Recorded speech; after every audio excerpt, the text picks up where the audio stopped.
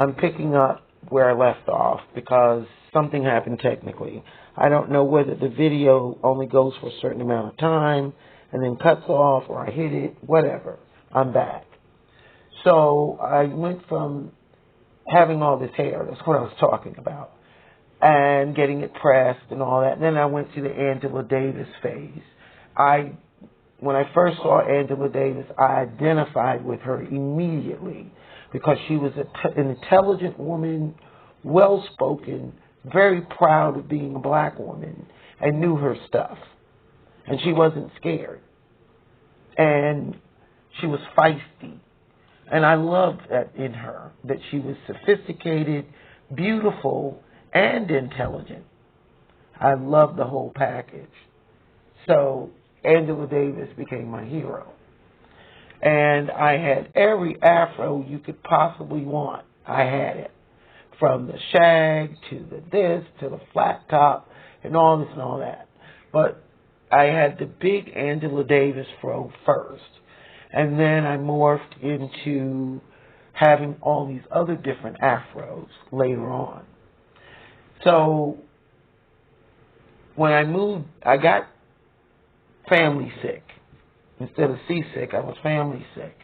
And I missed my family. This time, though, when I came back to New York, I came back to live with my mom and siblings.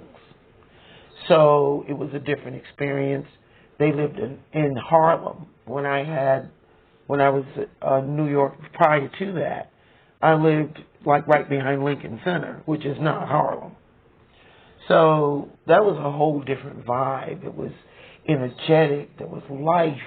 People were doing things. People were involved in things. And this wasn't going on in my world because I was removed from all of that. So Say It Loud, I'm Black and I'm Proud, and the African bookstore, if anybody remembers the African bookstore, it was filled with culture on a daily basis. They had African women in the window doing hair, wrapping hair with string, and creating these crowns and all of this just with thread. It was just amazing to me. So every day I made it a habit to go to the African bookstore to get inspired. So around that time, I decided that I wanted to work. And I got a job at this infamous clothing store. It's a boutique called Jax, J-A-X. Anyone listening who might remember Jax, he got his fame from making slim pants. They had a back zipper and no waistband. That was his trademark. So working there was really an interesting experience because, number one, they only had a few pieces of clothing out for display. The salespeople would have a conversation with the potential customer, and based on that, would go and get clothing that they thought the person would like. So I had a chance to benefit from this. And I was hired as a stock person in the beginning. But it was a cool job. So I, oftentimes when they would be real busy, I would be asked to come out and help. So I would do these sales, and then I would give credit to one of the salespeople. Well, and they were all seasoned Caucasian women. There was one woman who used to swear that her hair was blonde, but it came out of a bottle. We all knew that. But she swore it was hers until the roots started showing up. Then she'd go get it done. She was really funny. At that time, I was like, I'd love to have this job as a salesperson. Skip the stock thing. But there was no openings. And then someone quit. This girl quit, and here was my opportunity. So the manager of the store, her name was Corby Jones. And she is responsible, from what I was told, She is responsible for launching or helping to launch the career of Beverly Johnson. That she knew, Corby knew Elaine Ford. And she said, look, I've got this girl. She's beautiful. You need to, interview her. And I don't think you will be sorry. And she launched the career of a very famous model. So Corby did not want to give me this job. But I convinced her. I said, look, Corby, look at the receipts. Go through all the receipts, and you'll see where I've given credit to this person, that person, this person. So she said, okay, and that's exactly what she did. So after that, she looked at the receipts, and she had an assistant. Her name was Marie Smith. Marie said, Corby, she's been selling a lot. And they gave me the job. I got the job as a salesperson. So I was all excited. So one day this lady comes in. We had Naomi Sims. She was a client. I've had the pleasure of having Francois De Laurentiis. She, Oscar De Laurentiis' wife, she used to come in there and shop. Sherry Belafonte and her mom came in there. There was a plethora of important people that came in. But this one particular day, this woman comes in, and I'm like, I know who it looks like, but that can't be. I just don't think it really is her. And it was Jacqueline Onassis. And she was a customer of mine that day. I was just floored. I'm like, this is Jacqueline Onassis. This is not just anybody. This is a former first lady of a very famous president. So I'm just all to pieces. So I had a conversation with her like they do, and she listened to what I said, and I went back and I got clothes based on the conversation. And I come back and she's butt naked.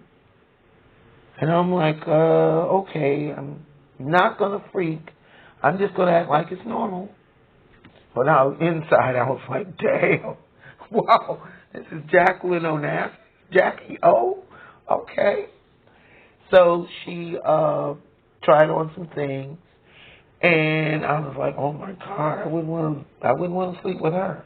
And she had a beautiful face. She had a classic beauty face. But the body, she had a chicken chest. Straight up, a chicken chest. And she had liver spots all over her breast. It was not the prettiest thing with no clothes on, but that was okay. Anyway,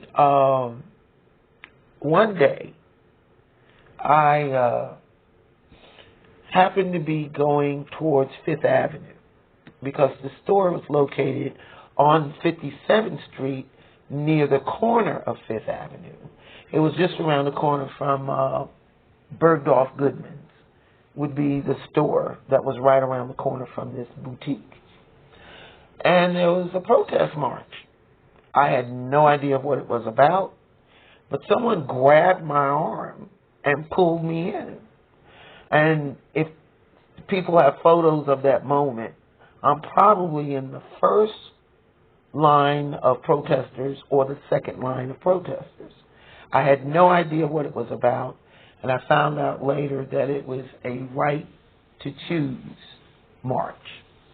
So here I was, doing all this protest stuff at the age of 16. Well, around that time, I wanted to take woodshop because I wanted to be not only an astronomer, but I had an affection for architecture. I wanted to be an architect or build furniture or something. And they wouldn't allow girls to take shop. So I'm glad things have changed for us. So I was disappointed, but my dad was involved in making furniture and what else was he doing? Oh, he was doing toys for FAO Schwartz, which was a big time toy maker or toy store on Fifth Avenue. So he had all these woodworking tools. And I would leave when I would get off from school. I would go to his shop because he was a superintendent of a building. So he had all of his tools there in the basement. So I would go there and learn how to work with woodworking tools. Well, this one day I was there working with woodworking tools, and this girl comes in, a Caucasian girl. And I introduced myself as his daughter, and I asked her why was she there. So she said she was there because she had an acting class going on upstairs, and that my father said it was okay for her to be there. And I said, well, no, I don't think so. I think you need to, go back to your class and go wait upstairs. I said, don't they have chairs up there? And she said, yes, they do. I said, well, you need to go upstairs and, do your acting class, but not here. So she left. And I was like, good, I got rid of that because I could feel what was happening. And my father was married at the time to my stepmom from the islands. So I thought that was the end of it. I come another day, and lo and behold, look who's sitting here. And I'm like, didn't I tell you not to come back? And she said, well, I said, I don't care what my father said. Don't come back here. Because if you come back, I'm going to whip your ass. So she told him what I said. And he told me that was his guest, and she could come there if she wanted to. And I didn't have the right to say anything to her. I said, I am. And I rolled my eyes at her. And I let her know, no, this is not the end of it like you think it is. So later on, I go to my favorite uncle's place, and who do I see? This same B is sitting up there at my uncle's place. Well, I just rolled my eyes and didn't say a word. She was sitting there trying to avoid me, trying to avoid my cold stare, and it didn't work. I would just stare at her. I wouldn't say a word. And like I told you before, to hold that because it was going to come back. I stared at this woman. She wasn't a woman. She's only 2 years older than me.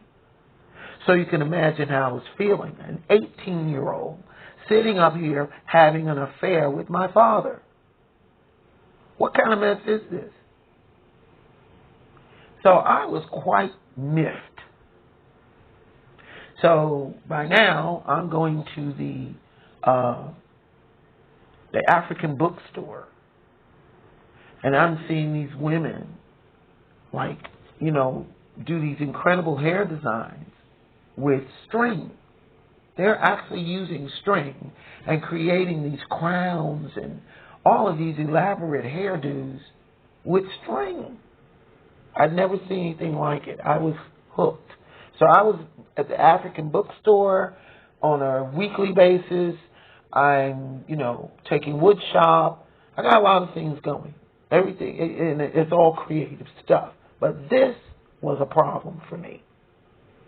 This girl is having an affair with my father, and she's 18. It was crazy. And I was not taking it lightly. Now, it was difficult for me because I loved my stepmother, my real stepmother, a whole lot. And I didn't want to do anything to hurt her. But I used to, give her hints about stuff because the relationship never stopped. I thought it was going to end at some point, and it didn't. So I'm torn because I don't want to hurt my dad, but I don't want to hurt my stepmother either. And I knew this would really just, it would totally crush her. So I didn't, my staring didn't help. None of it worked, but I tried it anyway. So I'm going to fast forward. I've got my own life now. I've done my protest marching. I've been given a chance to go to college. I had a scholarship to one school, an art school, but I would have had to compete for this scholarship every year. I also had gotten accepted to City College, and I had a grant where I didn't have to stress about competing every year to keep it going. So I went off to school, and then I went off to life. I met my daughter's dad, and we didn't work out. It didn't work out for us. But when I was pregnant, I had gone back to the city. And I had family members who said, no, don't do it. Don't have this baby. Go on with your life.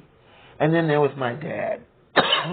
My dad convinced me. He said, go ahead, have the baby. It'll be my first grandchild, and I will help you. That's all you got to do. I will help you. So he did. My father helped me. He was there 100%. So that girl was still in the picture. That girl is Iris. See, I was being respectful to her by saying she is my father's third wife. She's not. She was his girlfriend for over 23, she was about 23 years. She was his girlfriend. He never married Iris. And I asked him one time why, and I won't go into it, but he had his reasons. And I didn't realize my father was also a revolutionary in his own way. So Iris became involved with child care because she was playing house. She wanted to be a mommy. So this was her way of getting involved. So she would babysit when my father and her were together. She'd babysit. When he would go over and sneak over to see her, he would, take Tanesa and stuff like that. So that's how she got into our lives, because she never left it after the age of 18 for her, 16 for me. And it wasn't her first rodeo. I found out later that she had gone through other people on 18th Street, and it didn't work out. So with my father, it did. But she was no angel. She had already been messing around. I'm going to get some water.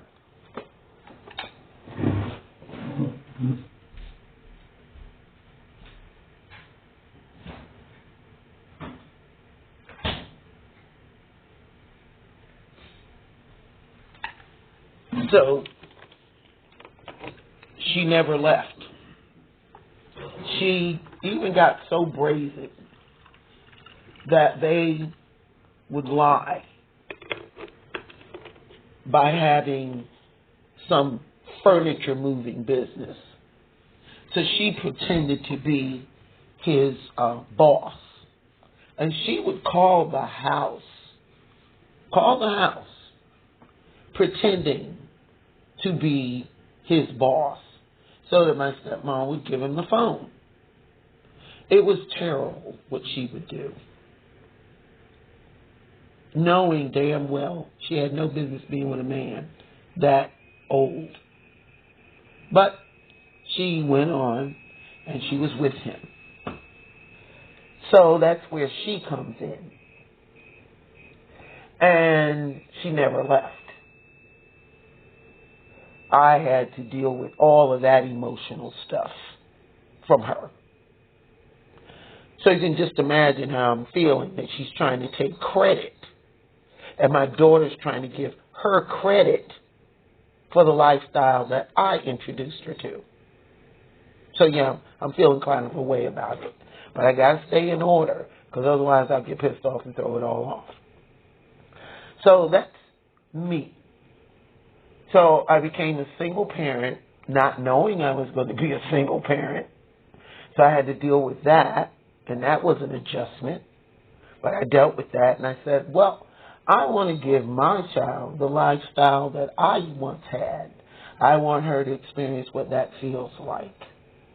So I gave it to her.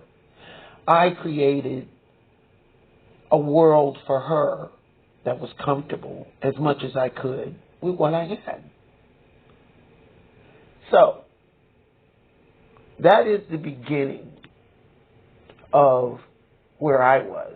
When I was pregnant, I ate fish every single day. You know, you have a craving thing going. Well, mine was fried fish with hot sauce. Loved it. And then someone said, if you eat all this hot sauce, you're going to make your baby mean. And I said, well, I don't want her to be mean. So I started eating the same fried fish, but I would put honey on it. I said, well, she might have a feisty but sweet personality if I do it like this. But I love fish. I used to go to the Muslim grocery store because they had a deal that was great. You could get 10 pounds of whiting for $10. So it was like $1 a pound. And I would do this religiously every week. Go to the Muslim market and buy fish. So it was really, I had a really, really easy pregnancy. I don't know if it was because I ate all this fish or what, but I had a very easy pregnancy. I was in the hospital for half an hour and my daughter was born. I don't know if it was because I was physically active or whatever, but I had a really easy pregnancy. It was a cold morning. I think all of you have heard the story. And it wound up being a heat wave for 2 weeks. Granted, I don't know if that has something to do with her being the way she is. Maybe her brain got fried and I didn't know. I don't know. But anyway, she was born and my dad was there for me. He even built the first dining room set I had. He built that for me, and too bad I don't have it anymore. But my dad was just great. He really was. But Iris saw that as her opportunity to get involved, to show him that she was mother worthy. So she didn't really just do it out of the kindness of her heart. No. There was a motive behind it. So our lives became a little bit softer because she was helping out. But that was the only reason. It's not because we became instant friends. We were never really instant friends. We were frenemies. That's what the title they use nowadays. And that's what she was. We were frenemies. And that's the way our relationship pretty much was the whole time. I think the closest time that we were close was when my father died. We were both devastated, and that brought us closer together. But we were never really more than that when I look back at it. And she had this uncanny way of lying, or let's say missing some details. And in that way, her and my daughter are very much alike in the missing details part. So that's how Iris entered the picture. So was she really her grandmother? No. But out of respect and also common law marriage. But how can it be a common law marriage when the man is already married? I still don't understand that one, but maybe one day I'll get it. How can you can be common law married and considered common law married, but the man is married? So is it really a common law marriage? So, yeah, that's something that's debatable, and I'd like to know what that means. So Iris ended my picture, and that's how she got there. So that was the beginning of the relationship between Iris and my daughter. I'm going to take a break for now because I need one. Like I said, I don't want you all to see me cry, and I'm going to hold up to that. Right now, it's getting to be a little much. So I'm going to take a break, and I'll come back. You all are going to know the whole story from my part of it, because it needs to get out.